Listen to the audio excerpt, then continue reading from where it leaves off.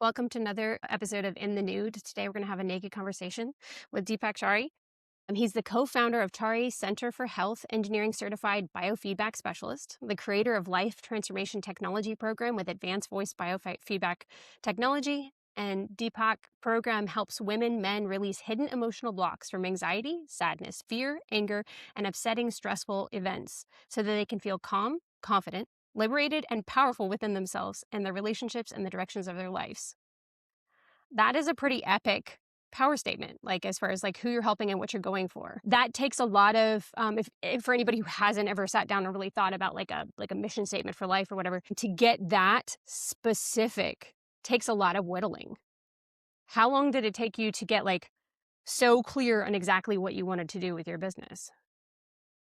Well, basically, it took me my whole life in the sense because I was challenged from a kid, age of a kid, like 7 or 8. And for me, my struggle was, in my case, being bullied as a kid. And so I was always hiding away. I also had very low self-confidence, probably no self-esteem. And I just was basically alone, on my own because I didn't fit anywhere, so, as they told me.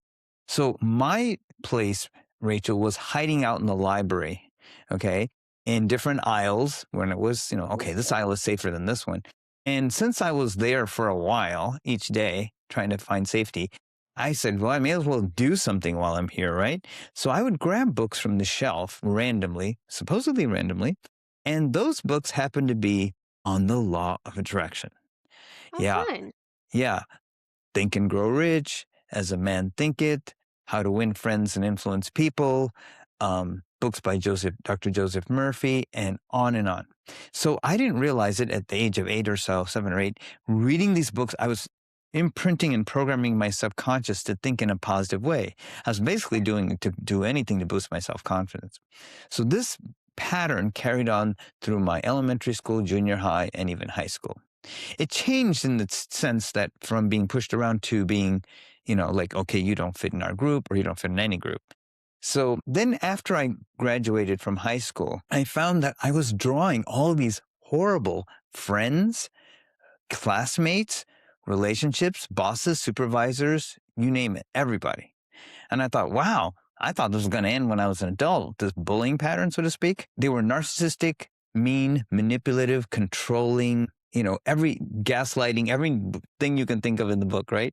So I thought, wow, if this is what friends are, this is what relationships are, this is what bosses are, I guess that's how my life is. It was just destined like that. So I became an engineer simply because my father was an engineer. And my sister decided to become a medical doctor because when we were kids, I used to always give my dad his high blood pressure medications and all the right stuff that I was supposed to give him. So I thought, okay, this is helping him. Then suddenly at the age of 51, he suddenly died of a massive heart attack. So my sister and I were like, what happened here? How did this happen? Why does this happen?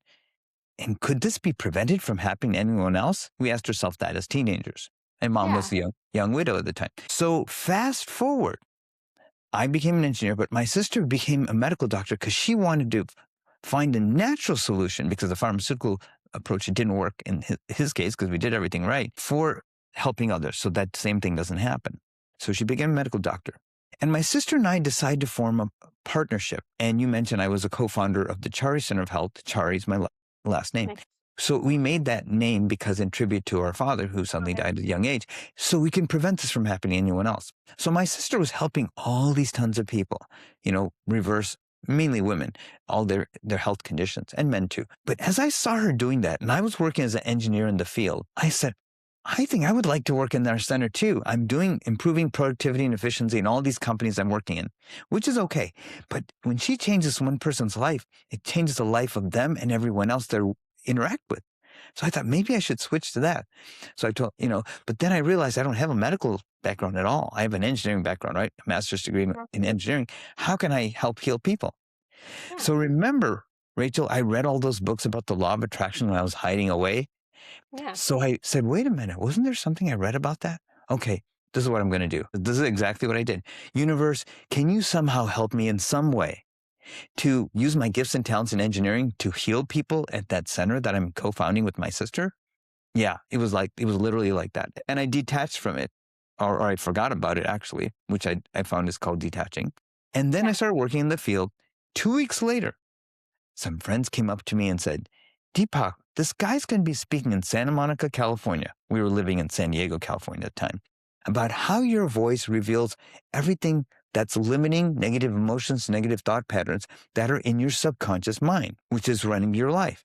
And most importantly, how certain frequencies picked up from your voice using computer analysis can be sent back to the person to release those limiting patterns, regardless of how long they've had them. So I thought, this sounds pretty cool. But the light bulbs went on, Rachel, as I was listening to his presentation. Bing, wait a minute. This is technical. I have a technical background. Maybe this is something I could do at our own center, the Chari Center of Health. And then another light bulb came on. Wait a minute. I've been bullied my whole life. I keep drawing these narcissistic, mean, manipulative, controlling people in my life over and over again. Even if I leave them, more of them appear.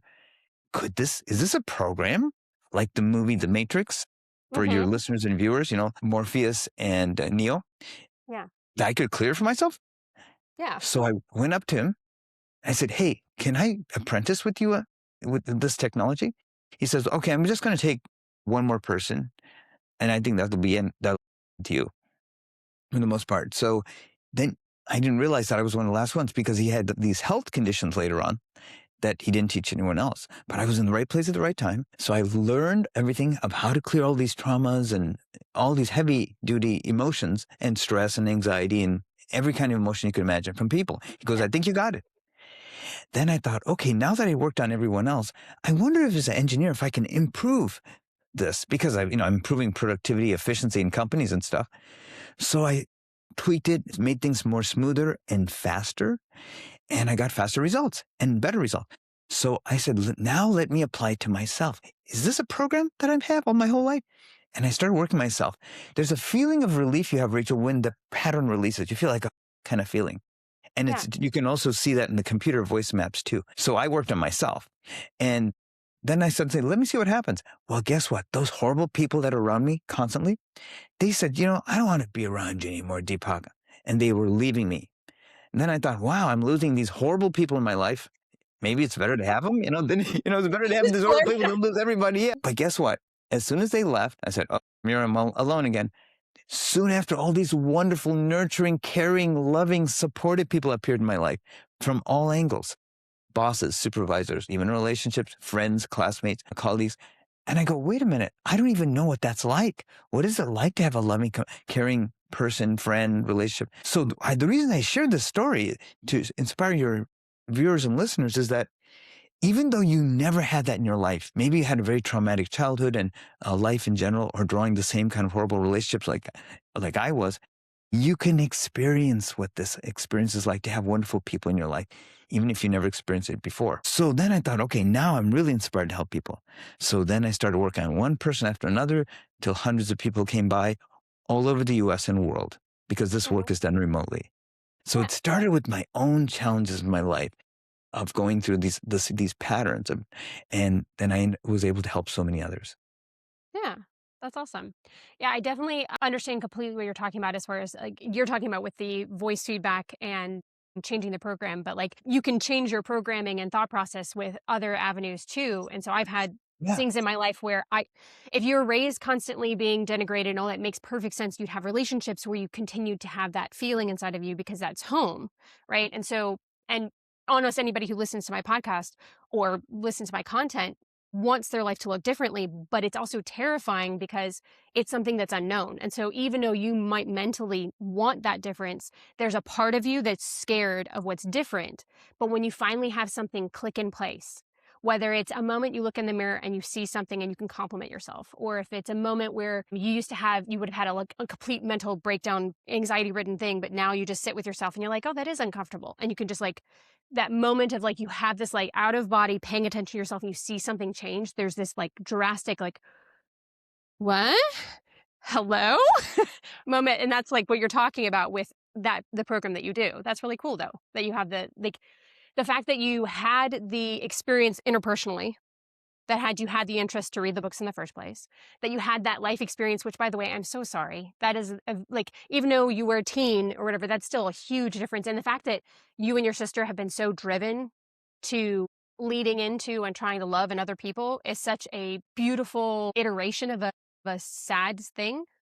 that's really pretty though, like how you applied that like drive and that push towards loving other people. But that's amazing that you had all those things and the history of the engineering to help you see the systems and see how like the patterns work and how like, okay, what if we adjusted this small thing? That's really like very interesting. One of the questions I had personally written down to like ask you, I think you might have already answered, which is what's your heart song about what you do? Like what makes you excited, right? I think I What know makes the answer to it, but I'm still gonna ask. you probably do, yeah. Because when I do this work with anyone, they will get a voice like they've never had in their life. And they will also, I help them achieve and move them towards their true authentic self. And it's true, even if they're not a singer, because we're always talking to people all over the place, right? And people say, well, Deepak, I'm not a singer. I said, well, are you talking to people all of the time? Yeah. Well, what if are you not heard by people when you speak with them? Yeah, a lot of the time. 99% of my clients are women, by the way. Yeah, they say I'm not seen, heard, understood, acknowledged, appreciated, valued. I said, okay. Yeah, I said, do you know why that's happening? They go, no, why? Because I have found in this science that when you have these limiting emotions that came ultimately from your childhood, they squash the certain keys in your note, in your voice, meaning that different emotions squash different notes on your internal keyboard. yeah, So let's say you had 12 keys on your internal keyboard, which you do. Different emotions I found in this science squash different keys. So if you have a couple of those different emotions or even layers of them, several of those notes are not heard. So guess what? You're not heard. And if you're not heard, you're not seen, acknowledged, appreciated. But the yeah, good news is with this process, I reverse engineer it. I release those emotions that are sitting on those piano keys, squashing the notes from being heard. And so all the notes are heard.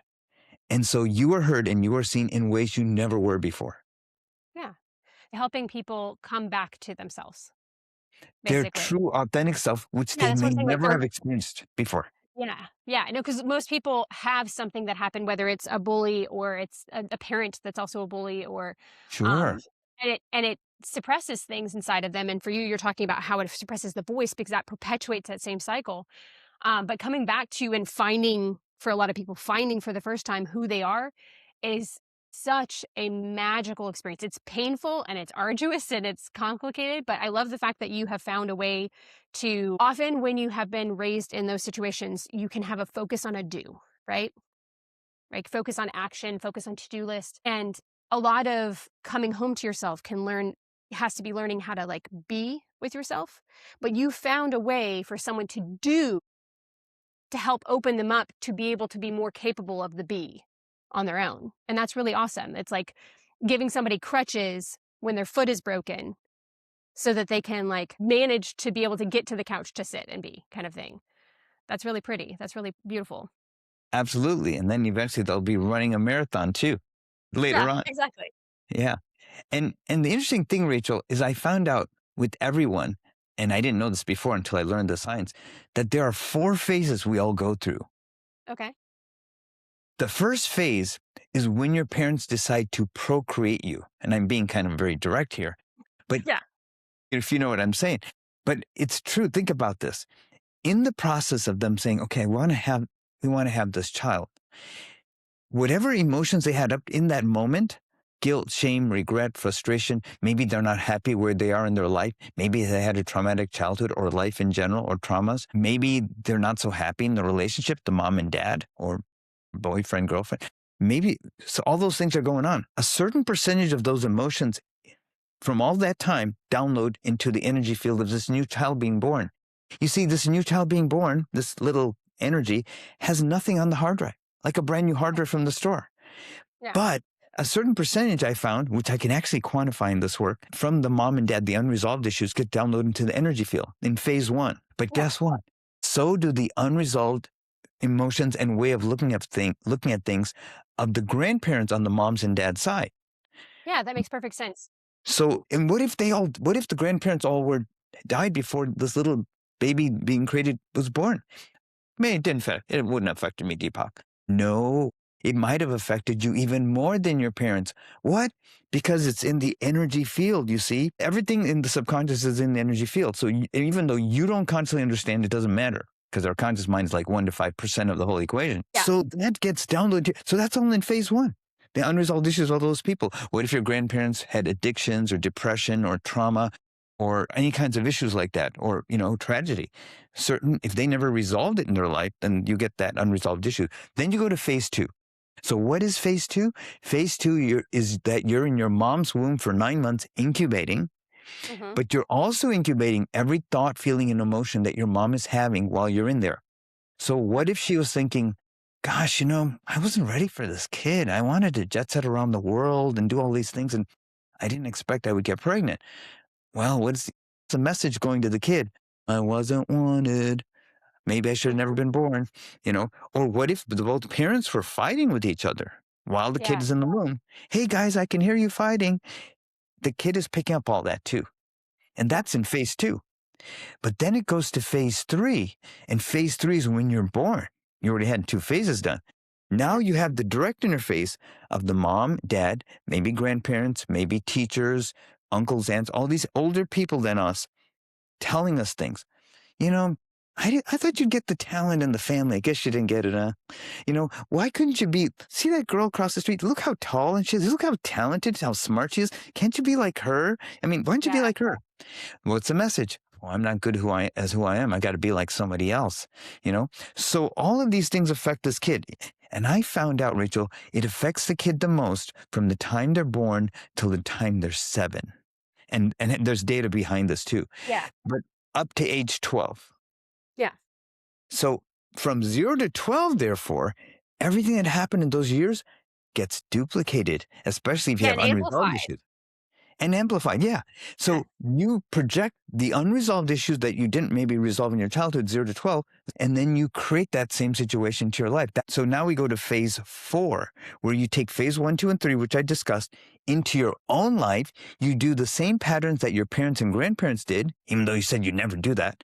And you draw the same things into your life that they did as well, and into your kids' lives. This Yeah. keeps I was going to say, repeating you over and over also, again. Yeah, sorry. I was gonna say you're fine. I was gonna say sometimes people will have this viewpoint of I'm not gonna do what my parents did, right? But what they end up doing is they create their life out of pain, that same pain that they're trying to run away from, and they often will do the Venn diagram of the opposite, where it's the same pattern, just in reverse. Like say they were raised really, really religious with lots of constraints, then they'll be running away from that and have lots of constraints in a different way, where they just yeah. So Yes, even if yes. you feel like you're like, I'm not anything like my parents, it is surprising the number of things that you will take away and apply in your life, even if you're trying not to. Exactly. It's almost like you're programmed from the inside. I will never draw, the women would say, a man like my father was. He was mean and aggressive and abusive and all this kind of stuff. And overnight, And and I they worked on marry that. that person. They'll marry them and they won't even realize it until I point it out. And because I can actually do the pattern match and say, this person's exactly like your father, but even your grandfather and your father's side too, and your mother's side. What?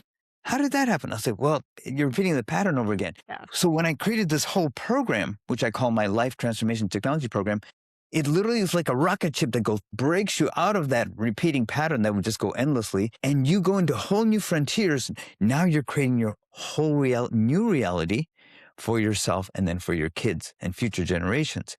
So, because when I saw how my life was, I said, gosh, I want to break out this pattern. But these other women, for example, just to give an example, if I may, they would be drawing, as they told me, these neurotic, psychotic, controlling, manipulative, narcissistic, gaslighting, every name in the book, Mhm. right?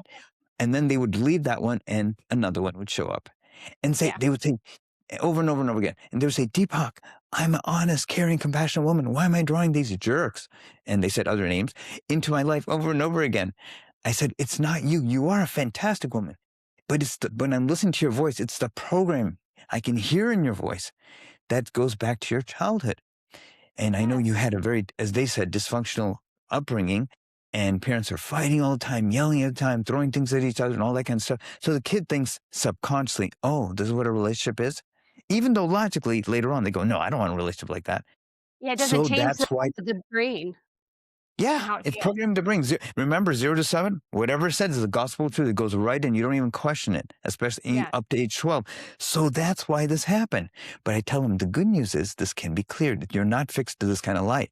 So when I started clearing every week, I would be clearing in one session a week. Suddenly these other men would appear in their life. They go, Deepak, this guy is like nothing like the people I dated before. How did this come? I said, well, we started the clearing process. That's why. And then I said, date, have fun, do all the things you want, but just hang with me. We just went to the first train station. Then we do further sessions and oh my God, now this new guy is like way better than even the first one. And so we keep going like that till they got to the relationship they wanted.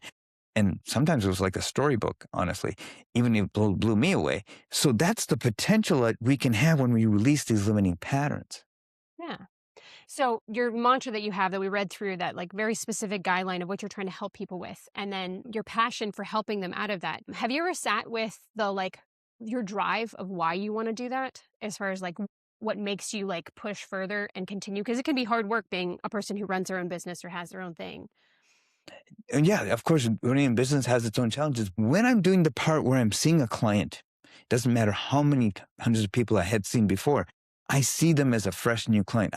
I'm as enthusiastic as the first session I ever did on a client, because I'm so happy, excited to do it, because I know their life is going to change. It's going to transform. That's why I call it that once I work with them.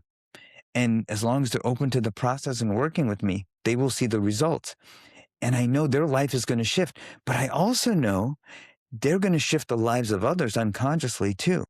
You see, I was drawing all these horrible, mean people, terrible people in my life, and those would draw other horrible people and on and on. But when I cleared it, I drew wonderful, loving, nurturing people, and those people also brought other people.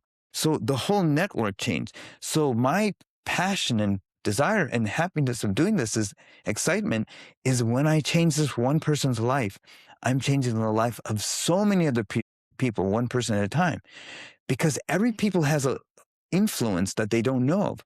They might say, Deepak, I don't know anybody. I go, I can probably name 100 people you know.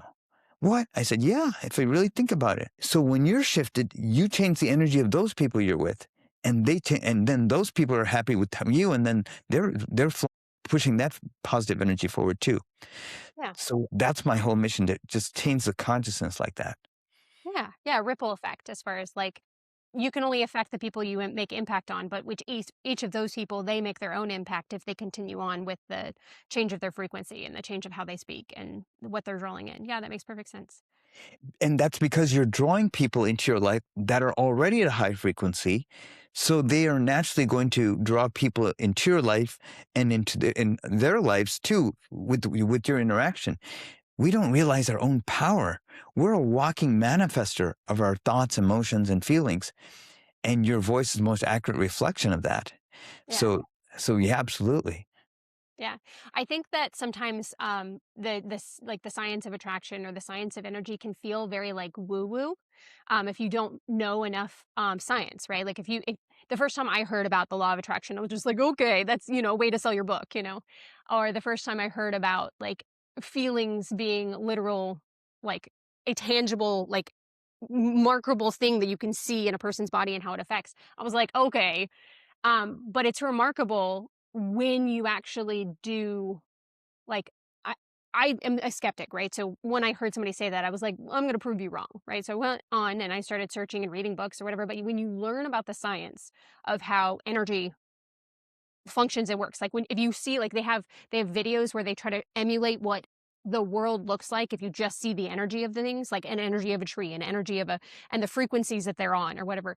It's fascinating, its impact everywhere, and it makes it feel like it makes all of the things that people are saying make more tangible sense than it just being like some ethereal, like, if you just feel better, you're going to draw more people. If you just, like, because they sometimes people talk about it like it's like ethereal, like, just decide to be happy and you'll be happy. Yeah. It's Yeah, not exactly. it. That's the thing when someone says, yeah, just, deep, just be happy. Okay. So we have the subconscious mind and conscious mind. Hmm. And let's say the conscious mind, but your to-do list, your goals, your dreams, your desires, what you want to accomplish, that's the 1 to 5% of it. But the other 95 to 99% is your subconscious mind. Every thought, feeling, emotion, and experience you have in your life, in every fraction of a second, is stored in your subconscious mind. It doesn't matter if you consciously remember it or not. But most importantly, if there's any unresolved emotional energy from your childhood, like, how some people say, "Oh, Deepak, I got over my traumatic childhood. I'm cool now. I'm okay with it." Yeah. But I'll listen to their voice because that's what I do for a living for past 20 years, and I'll say, "Okay, yeah, I think you're still holding on to your whole past without you realizing. Because there's no subjectivity here Yeah. with the work I do. So, and that's from your childhood, because that energy that's not resolved from your childhood gets pushed forward Oh, yeah. and forward and forward till some huge thing happens in your life. And you go, where the heck did this happen? Why did this happen? Well, it was accumulation of all these different things from your childhood and adolescence that were never resolved. So they just pushed forward. So that's why. And I told you about those 4 phases I found.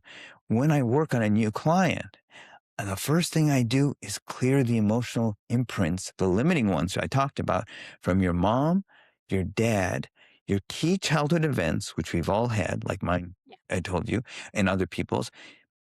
They might have had emotional, physical abuse too. We clear all that. Then we clear what's going on in their current life, in their current and past relationships, so they don't repeat that in the future. And then lastly, we cleared the grandparents. And That by makes the sense. way, it doesn't matter if they knew the grandparents or not. Oh, yeah, no. It's kind of like, so I have a son who has seizure disorder, right? So it means that like he just has a part of his brain that seizes up, and for him it causes him to be blind. And lots of doctor appointments, all of those things to figure out what was wrong and to figure out what it is and go through all of these different testings to find out that it's not genetic. He doesn't have anything in there. So we're sitting there trying to figure out like why this happened. And the end result is his paternal grandfather had heavy metal toxicity because of his time in the military, and your heavy metal toxicity is passed down from the paternal grandfather. So he had an exposure to something with heavy metal, and it triggered in his brain too much and freaked out. Most people don't know that you Huh. literally get large sections of your genes and how you react to things, not by your parents, but directly from your grandparents. And so it makes perfect sense Wow. that Yeah. if you think about the energy of a child, like I had 4 kids, right? Each one of my kids gestated in me in the phase 2 that you mentioned. Each one of them lived through and experienced everything I was experiencing, right? And that's a lot of weight for any parent, but you also had that same experience with your parents. So you housed, I'm housing my child, my body experienced everything my mom went through. So now my child is also going to be having that compounded, integrated experience while I'm having my own experience, like a inception Yes. of experience. And so it That's makes correct. perfect sense when you think about it that way. But like, there's so much on our plate on a day-to-day thing of what we're trying to do, like hydrate and stay active and, be mindful and like make a difference. And like you can feel overwhelmed that you're like, oh, great, another thing. Thank you. I now not only have to do with my childhood, but also my parents' childhood. Yay! Yeah. Yeah. I hear what you're saying. Yeah. But ultimately, that's what needs to be done. Yeah. And the neat thing is that the process I do is very smooth and very eloquent. It's not like you're releasing those limiting patterns in an Yeah. eloquent way, a very Yeah. smooth way, because ultimately you have to face, what caused it to begin with. And it's interesting, like I create what are called voice maps of their mom. Once I take them to an altered state of consciousness where I can access the subconscious mind with the technology, then I tell them, tell me about your father briefly, just like 10, 20 seconds. Well, my father was like this when I was growing up. My mom was like this. And tell me about your current and past relationships. And they do that. Then when we get to the grandparents, now this is interesting. They might say, Deepak, I don't know anything about my grandparents, so I can't do any recording for you on that. I said, yeah, but they may be running your life even more than your own parents. Well, how am I going to record about them? I'll say, well, do this. I know your mom and dad never told you about your grandparents, and sometimes that happens. I don't know why. Imagine this is your mom, okay? And imagine the shadowy person right next to your mom is your grandmother, okay? Now, you can't see her face, but you know that your mom had a mom, even though she never Yeah. talked about her. So just say to me, I don't know anything about my mom's mom. And say that, and they'll say that for like 15 seconds or so. And I'm doing all these computerized analysis of their voice. Now, they consciously don't know, but I'm accessing information from the field, which is their Yeah. subconscious, which knows everything from the past, present, and future. And so I might get a charge like, boom, anger. And the person just saying, I don't know anything about my mom, and shows incredible anger and rage. Then I'll do another grandparent and shows extreme depression. And to the average person listening, they'll say, I don't know anything about my mom's mom. I don't know anything about my mom's dad. I don't know anything. They'll say, "Oh, Deepak, I don't think you're going to get anything." I'll say, "Oh, I got a lot." And Yeah. it'll also show me what percentage of that emotional imprint that they didn't even know of downloaded to them. Yeah, no, that makes So, perfect sense. As far as like, so like sometimes you can feel sad, right? Or you can feel angry, or you can feel, and you don't know why that is. But we have like, there's things that are stored, memories that are stored within the body, right? The Body Keeps I've, Score is a great example of a book. And so you could be I've coming told to you, an anniversary of something, you have no recollection of what it is, but your body remembers. So in the same way, that makes yes, perfect sense that whether you actively did know them because of your experience through emotions, you did experience those things. And while yes, you don't know those things, your body does and your yeah. subconscious does. Now that's fascinating. I want to sit there and just like watch you do what you're doing and be like, "Oh, can you explain that? Oh, and that?" I know, I know. But think of it like this, just like what you beautifully explained, Rachel, is that how many times, and I've seen it, and you tell me if you have too, have you seen a little grandkid whose grandparents died before they were born, but I knew them, and I see this kid, and he walks and acts and talks like Uncle Joe. He kind of tilts his head sideways like him, and he has a different kind of drawl when he talks, but none of the other people, relatives talk like that. And everyone said, "Oh my God, he's just like talking like Uncle Joe," but Uncle Joe, I mean, Grandpa Joe, sorry. And Mm, Grandpa Joe died way before this kid was born. Why is he acting like him? He has the personality of him. He even kind of thinks like him. Yeah, that's what I'm talking about. yeah, Download direct, right? It's yeah. true. And even the ways of thinking, right? Like here, just in following up, I mean, like, for example, what if some kids are like, "Oh my God." I said, "Why are you looking behind you all the time?" "Well, it's an unsafe world. You got to watch your back. That's what my parents always told me." Or maybe their grandparents felt that, not even so much the parents. So I'm always looking behind my back. I said, "Oh, but everything's fine." Why? What if that kid was brought up in a nurturing, loving, safe environment? "Oh, everything's fine. You can trust this person. It's all right." You know, and by the way, that also affects your immune system. If you Yeah. felt it safe and loving and nurturing, your immune system is solid. But if you're walking on eggshells, "Oh my God, the parents are fighting. Oh my God, they're going to yell at me. I don't even want to come home." I work with a lot of clients. I'm living proof of that. I have 3 autoimmune diseases. Yeah, okay. Yeah, so that's environment that's scary. It's not safe. Mhm. I don't want to go home even, or I have to run away from home or whatever. That makes you like in a fear mode, and that contracts your whole immune system. Mhm. The opposite. So the environment you're raised in has a huge impact. You're right. The body keeps score on everything that's going on. Now, the cool thing is once it's released, then those same patterns also release too, because they Yeah. were emotionally created. See, we talk about hair color, eye color, skin color. Yes, that all is correct. That Yeah. downloads from grandparents and parents, but emotions do too, and belief Yeah. systems. Oh, for sure. I think that it's easier to hold space for the things we can see, right? I was raised really religiously, right? So it's really easy for people point out sins that you can see, right? But there's still like behaviors, like whether somebody's being spiteful in their brain, you can't see that, so you can't call it out, right? I think the same thing is true when it comes to people and what they're like, well, of course I got my hair from my grandmother because that's something I can see, but they can't see that they got their like their like self-deprecation and like caving in on themselves. They may not have even experienced something to cause that, Correct. innately, like, they could still have that tendency because of what exists before then, because of those limiting beliefs, because of the past experiences that your grandmother actually lived through that you may not have, or then you Yes, compound it with your own experiences, and then it becomes, like, doubled down, like, in that's the same right. way that you can, generationally break curses getting upward, where you're, like, spiraling upward, helping, your kids get better, you could also have the exact same experience spiraling downward because you have the compounded experiences of each generation getting given to the children, and for them, That's yeah, right. That's exactly right. Yeah, you're right about the spiral downward. If you don't do any shift or change in your life, you say, "Well, I'll just tough it out." Then that spiral downward is there. But like you said, there's also, which no one talks about, which you just did, a spiral upward. And like it's yeah, wonderful you said those words, because when you clear these patterns that were from your past, then suddenly everything goes in a positive direction. yeah, Anthony Robbins, you may have heard of this.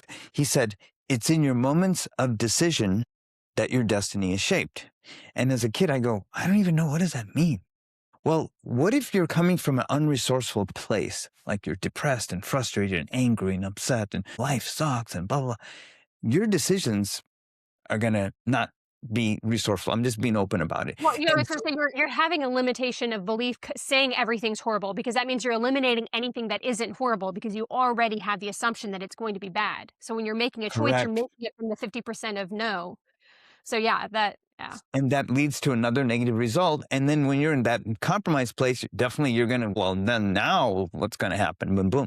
So, but when that's reversed and you say, well, you know what? Yeah, this thing happened. When you release those limiting beliefs, then you get this process, you get a new perception of the world. Like, okay, yeah, this thing happened, but you know what? I learned a lot from it. I became smarter from it, and I'll make better decisions now. I'll know not to do that, or I'll think in a different way. And you'll make decisions that slope upward. And when you feel good, oh yeah, that was a good one. And then it'll just keeps going Yeah. upward like that, the opposite way. Yeah. I think the main difference in whether you do a downward spiral or upward spiral goes to two factors. One is a line that one of my therapists that in the middle of my CPTSD experience I had, Jenna Horgan, amazing. She said this line that has stuck with me forever. The opposite of trauma is choice. And the idea behind that is that when you're in a traumatic situation, a lot of the time you are just surviving, you're just reacting, and you're not choosing things. You're just whack-a-moling trying to make it so you're not drowning, not dying. And so trauma, when you're in a perpetuated cycle of trauma, you're constantly just reacting, not making purposeful choices, not making decisions for yourself, not making thought and assessing. And to get out of that traumatic pattern is to stop as best you can with what you can and to make a choice. It doesn't even matter if it's the wrong choice because you've decided to stop and slow down and purposely think through, does this action I want to make, is it going to make my life more like what I want or less like? And even if it makes it a worse situation, you took the time to make a choice and that makes you feel empowered, like there's possibilities, which gives you the capability of being like, well, maybe it's not all bad. Maybe it could be like a little good and then you can build on it. And I think the combination of that mixed with the fact that there's a level of privilege in pain. That's going to sound messed up. I lived most of my life I'm 38. Most of my life, I lived it in trauma, in Mhm. abuse and in denigration. And I was aware of aspects of it, but not to the full extent because it was all that I experienced, right? Huh. I had the privilege of having my life be extremely painful because of two factors. One, it got so bad that I got so desperate for things to be less painful, I was willing to look for something different. Uh, And usually when we're okay, when things are we aren't looking for a change because uh, we're not uncomfortable enough. uh, And for me, I had the privilege of being horribly wrecked. And it didn't feel like a privilege, but that moment was a privilege because it gave me the opportunity of having so much pressure to be like, I cannot continue right here. I've got to have something different. And I think a lot of people spend a lot of their life right below the threshold of extreme pain. They're like right above it. They're in terrible pain, but not enough that they're like, I will crash my entire I would literally, if my world was a car, I would drive my car into a brick wall versus repeating the life I had. That's wow. how much I'd be willing to wreck myself if I ever started being that old person that I used to be. Not because that person was horrible, but because they were constantly reacting and constantly suffering. And I couldn't see the extent of my body and my brain and my soul, like revolting against the process of me self deprecating and pushing away from myself. Anyway, but I think there's a level of Yeah. privilege because if you can't see it, if you can't own where you are, if you can't you can't see the change. You can't oh, he's not that bad. He's so much nicer than my family was. I said that, like, and you can't see it until you can see it. And that's a hard place to be. But if you're here, you're Uh-huh. listening, you probably have seen the fact that your life can change. So yay, you're part of the privilege of pain. Also, I'm sorry. Yeah, no, it's true. It's true. Well, you went through a lot of challenges, um, unbelievable challenges, I know. And and you're doing this wonderful podcast, to share your experiences and inspire others, which you're doing so beautifully. So, no, it's a testament to who you are and what you stand for Yeah. to, But I to think get it's through that. Yeah, no. I think I think that if I can do and get where I am now, anybody can overcome anything. Like, Mhm. I'm not a special person. I don't like we each have our own specialness, right? But like because everybody's special, nobody's special at the same time kind of vibe. Um, I think the same thing you could probably say the same thing. Like if you can get where you are, anybody can get where you are. Kind of thing. If Yeah, you just absolutely. self-reflect, if you take on the process of decompressing those vocal notes that have been suppressed over actions and disbelief and all that. Yeah. Absolutely. I mean, if I didn't so, even though I was stuck in the library grabbing those books, it's like, how is this going to connect? How am I going to get it? Doesn't make any sense, right? But all the pieces, that's why I explained it like that to inspire your Yeah. viewers and listeners that all the pieces kind of made fit together in some unusual way that I ended up clearing it for myself, but then, hundreds and hundreds of other people as well. So in a way, just like what you're doing with your viewers and listeners, we're changing history, right? Yeah. Because if you change the way someone thinks about something or you shift their limiting belief about something, then they're going to make better decisions, they're going to get better results, and they're going to draw better things in their life. So it's like in a global way, it's like it's shifting the whole reality. Yeah. I think that your mantra of why is the exact same mantra I have because it's the mentality of, I don't know that I'll have a huge impact on a large group of people ever. And that's okay. My desire isn't a huge group of people. It's to impact at least one person with any video I create, with one conversation I have.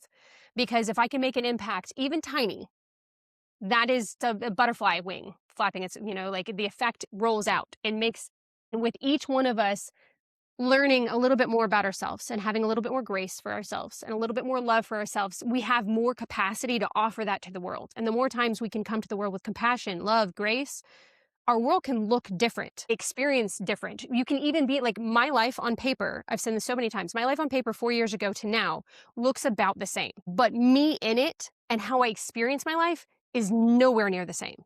And Hmm. that's all because of how I view myself and how I view the world as a result of I didn't have your program, which sounds amazing, but doing arduous, long task form of doing as little, like the nicking off what I can along the way. But yeah, Absolutely. that's Yeah. amazing. Yeah, thank you, thank you. Could I share a story which kind of might inspire you, might inspire everyone? Actually, I worked on a woman who gave a present, who went through so many trials and tribulations, mentally, emotionally, and physically abused, and just horrible upbringing in childhood. And she got through it somehow. She got through it. So she wanted to inspire women specifically that I went through all this and I got through. You can too. So she wrote some books and DVDs and CDs and all that kind of thing. And so she spoke for like almost 10 years in front of groups of women, telling them about her experience and what she triumphed. But during the presentations, people were kind of gabbing with each other. They were looking at each other, but not at her. And at the end, when she came to her climax of what she achieved, nobody stood up. No one cared. So she somehow found out about my work with advanced voice biofeedback technology. She somehow found out about my work. And she said, Deepak, like, can you look at my PowerPoint? Because it must be something in my PowerPoint because I've been doing this for a long time, many years, and no response from the audience. I don't get it. So I looked at her PowerPoint because I'm not, PowerPoint's something I do, but that's not my real focus here. I mean, so I looked at it, I go, your PowerPoint's perfect. She goes, well, then what's the issue? I go, well, it's not the PowerPoint. It's you. What do you mean?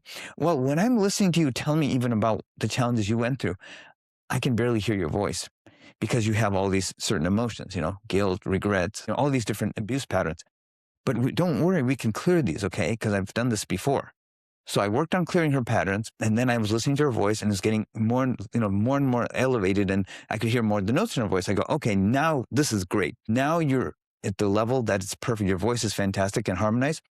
I have an assignment for you. She goes, what? I want you to give that same verbatim PowerPoint presentation that you did for those women all these years to the same group of women.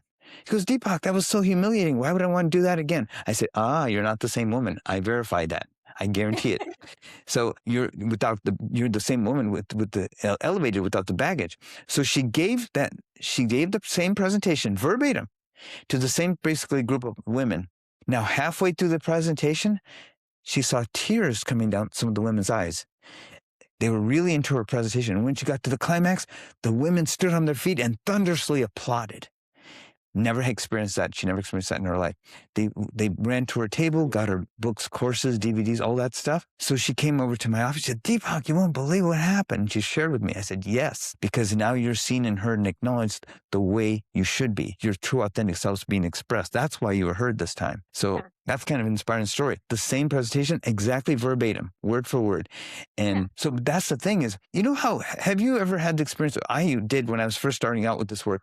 You talk to someone for like half an hour, you're really inspired about something, and the person goes, excuse me, were you saying something to me? Like, were you saying something? I was like, passionately telling you for half an hour. Well, what was it you were trying to tell me? I was like, okay, now you want me to like get into that.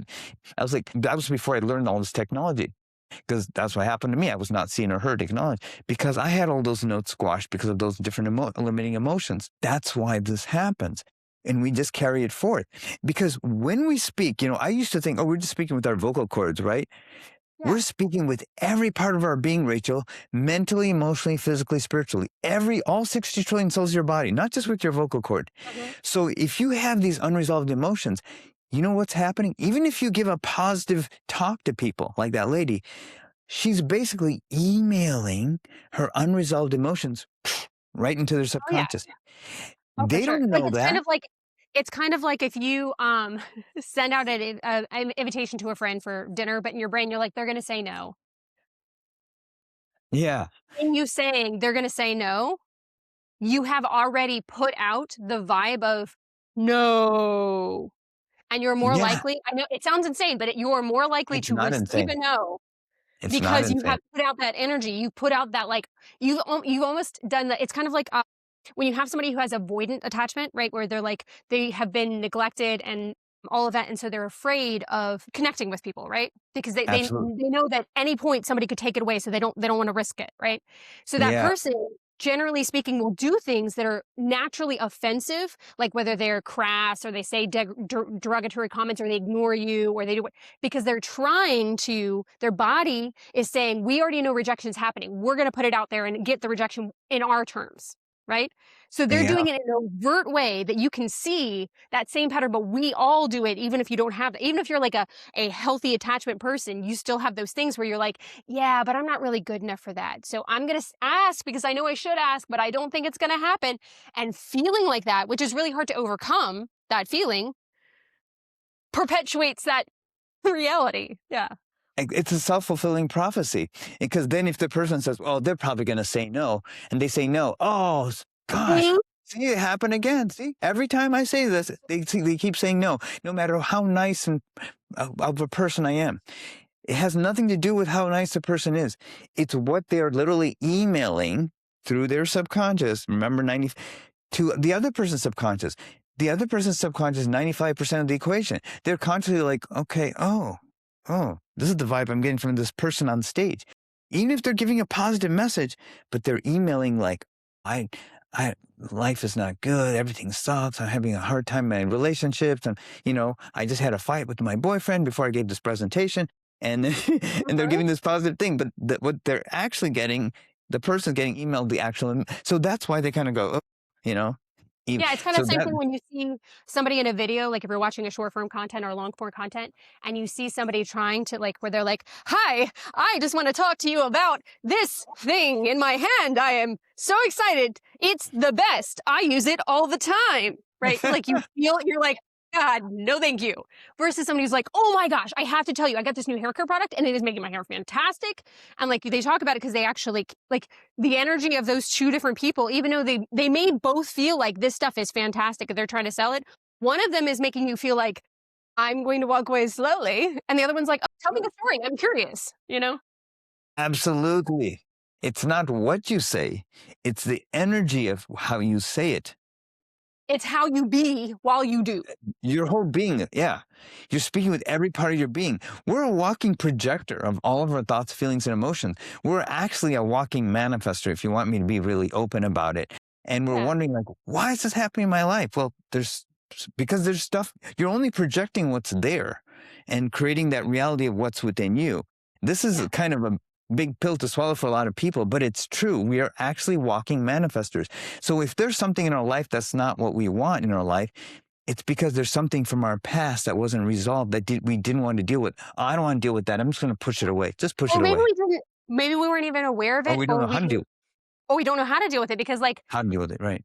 yeah, I think there's a lot of people who could be hearing this and feeling like, oh, yay, I'm failing myself yet another way. And like that energy and thought process, totally guilty of it, completely understand. But that isn't actually what this is about. It isn't about saying you failed yet again. It isn't about you No way. saying you're failing yourself and you're a horrible person and look at you, you've not done all the, not like that. All this is saying is the reason why you constantly feel like you're hitting your head against the wall is because you are. And that isn't a defeating thing. It's just a reality of when we have these thought processes, which we can't automatically just be like, oh, I'm just not going to think that anymore. Like if I say a purple elephant, 90% of people are going to visualize a purple elephant, even if I say don't before that, right? So we can't just flip a switch in our brain. So this isn't a denigration about it. It's about, this is a tool of knowing what reality is and why the patterns are, because alongside of doing this decompression of your voice, there's also the reality of coming to the table with the grace you were never offered. That also helps. So a question I have is, obviously this thing that you do fantastically helps people. You have loads of people who've done it. For somebody who can't fiscally invest in that way, what is something they can do to try to like stair step to prepare themselves for a place where they could invest in that? Like what could they tangibly do right in this second? Yeah, in fact, I'll offer a gift. I'll share 2 techniques they can do right now, and I'll give a link to your viewers and listeners that they can download this whole instruction, which I'll give to you, Awesome. that they can do right now. For example, I offer a complimentary consult with the work I do, no obligations, so they can share what's going on, and I can tell them how I can structure a plan to clear whatever that's going on. But in the meantime, this is something they can do, before they even, if on their own for different things going on in their life. So there's 2 techniques I can share. One technique is called thought field therapy. It was a Okay. technique developed by Dr. Roger Callahan, who I personally met. My sister and I personally met in my early days before I discovered all this other technology that I'm doing now. But so if there's something stressful for all of your viewers and listeners that's going on in your mind right now, think about that. Just, it doesn't have to be a huge thing, like, like someone was mean to you or said some mean words, or doesn't have to be a very huge thing. So just bring that stressful thought to your mind and rate it on a scale of 1 to 10. 1 is mild, 10 is very intense, but most likely it would be a stronger one, because if it's a mild, it's probably not a big issue. So something like, oh, I can't believe this person said this to me or gossiped about me and said this to someone else or something, whatever it is. So once you have that in your mind, okay, I'm assuming you all listening to this have something in your mind about that, take your 2 hands and gently tap right in the beginning part of your eyebrow near your nose like this, and then tap while you're thinking about this. Remember, you're thinking about this, the situation. Feel the emotions of that. Now tap under the eye while you're still thinking about that. Let's say it's 8 or 9 or 10. Now tap, do like this with under your arm, like 4 inches below your armpit if you're listening. Just tap under there with both fists, okay? And then with both hands, tap under your collarbone, which is right, the collarbone is right below your neck. If you're listening, just tap under there. Okay. Now after that, take a deep breath in and breathe out slowly. Exhale slowly like that, okay? Now go ahead and check that intensity. Let's say it was an 8 or 9 that you just did. Check the number. Yeah, it was a 6 before. It's probably a 4 now. Cool. Okay. So repeat this process that I just shared with you. Mm-hmm. And I'll give you, you don't have to remember everything I said. I'll You have give you a instructions? link. Yeah, I have Yeah. instructions already laid out. So that's one thing you can do. Now, if let's say you're in a public place and you felt, well, I don't know if I feel comfortable doing all that in public, which you can, I would, but you can do what's called box breathing. So let's say that you're really tense or upset about something that somebody said, or it just happened, right? So what you can do is just find a place you can just sit down for just a moment. It'll be easier if you can sit down and just kind of sit and then drop your shoulders, relax them, breathe really slow. So if your listeners want to just kind of slow down your breathing, okay? Now what you're going to do is you're going to inhale for a count of 4 while you're doing this. So breathe in 1, 2, 3, 4. Now hold it for 1, 2, 3, 4. Exhale now for 1, 2, 3, 4. And hold that exhale out for 1, 2, 3, 4. Now breathe in. Okay, like that. Exhale. All right. Now you might notice you feel a little bit more peaceful. And the reason is everything starts with the breath. You can go without food for a while, you can go without water for a while, but breath, maybe a couple minutes at the most. So when you're all upset about something, no matter what it is, your breathing is definitely erratic or very fast, or very intense. So do this, I call it the box breathing. So inhale for a count of 4, hold for 4, exhale for a count of 4, and hold for 4. And repeat this, and you'll find that whatever it was, you'll kind of feel better in the moment. Yeah, I love box breathing. One of my favorite things that I've talked about with box breathing, or like extended exhale instead of inhale, because for me, sometimes if I'm super in a big feels, if I just have to think, as long as I exhale longer than I inhaled, that is like one of the things that I can lynch on before I am capable of doing the box breathing if I've gone too far. But my Excellent. favorite thing is your body, when you have that trigger inside of you, when you're having that stress because of something said, or environment, or physical altercation that was in front of you that made you, whatever it is that caused you to be like, "Ugh," your body is like, there's a tiger running after you, go! Like that's the feeling inside. And so it's your physical way of consciously saying, there's not a tiger, because if there was, I couldn't be breathing like this. I'm breathing deeply, which means I am actively in a safe place. Please act accordingly. Yeah, oh yeah, exactly, exactly. And a lot of times we think a tiger is always running after us, and our adrenaline and everything's like on fire, which is okay if you're running from a tiger, but you don't want to keep running from a tiger forever, because then you're going to deplete your adrenals and every organ in your body. Totally guilty. Yeah, and I've done that too, because I was running away from those other people. So I know what you're talking about, and your viewers can definitely understand this. But this is something they can do in the moment. And if you want to get to the root of it and not even have it happen again, that Mhm. reactivity, in the future, then that's what I do. I go to the root. What's even Yeah, causing all that to begin with, and then clear that at the root. It shifts your whole perception of how you see the world. yeah. I have one personal question I would like to ask you. Yeah, please. In the process of you healing and creating this biofeedback process, all of that, what is a anxiety or a fear or a thing that you have personally been relieved to have overcome as a result? Okay. Fear of others judging me, fear of not being good enough, um, feeling that I don't deserve to have happiness or success or great relationships, um, fear that other people are always going to be better than me, so I'll never. What's the point? That's what I used to feel way back before. Yeah. So I was creating. That's what my belief was. So I just kept projecting that. And of course, I drew people in my life who reflected that same thing. Yeah, you weren't good enough. You don't deserve anything. And you have to listen to me. And I run the show, not you. And, that kind of thing. But that was because of my programming, actually, from my grandparents and parents. And they weren't even consciously aware of it. That happened in their lives. But the cool thing is, no matter what you've went through in your life, no matter how horrible, this is my message for all your viewers and listeners, no matter how horrible your life has been, or what challenges you've gone through or are going through even right now, there is a way out of that. And you can have that life that you always dreamed of, which is from your true authentic self. And that's what I wanted to share with them. And this process is definitely one way that I found that works really well, though there may be Yeah. others, of course. But this is what I found for myself and others that works really well. Yeah. I think I'm going to pull this interview to a close by stating the same thing you stated, with adding on one thing.